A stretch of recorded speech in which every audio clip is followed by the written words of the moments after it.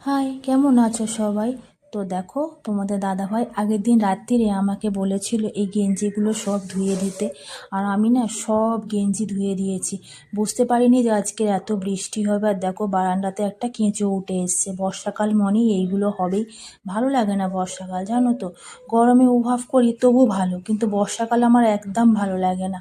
আর আমার মাম্মা আজকে সাহসী হয়ে গেছে, বলে দাও না মা, আমি ফেলে দিই। খালি দিচ্ছিস যখন ভালো, কেন এইগুলো না আর বড্ড ঘৃণা লাগে আমার, একদম ভালো লাগে না ফেলতে। আর এইগুলো আমার চোখের সামনেই পড়ে।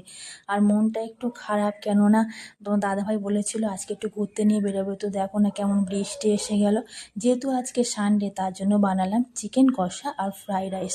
তোমাদের দাদাভাই না ঘি মশলা কম খায়, তার জন্য একটু মশলা কম দিয়েই ফ্রাইড রাইসটা বানিয়েছি। আর দেখো, কাজকর্ম প্রায় সব হয়ে গেছে। কিন্তু এই যে তোমার দাদাভাই আসবে, তার জন্য আমি এখনো স্নান করিনি। আর এই যে দেখো, আমাদের পুঁইশাক গাছ, পেঁপে গাছ, কত রকমের গাছ হয়েছে।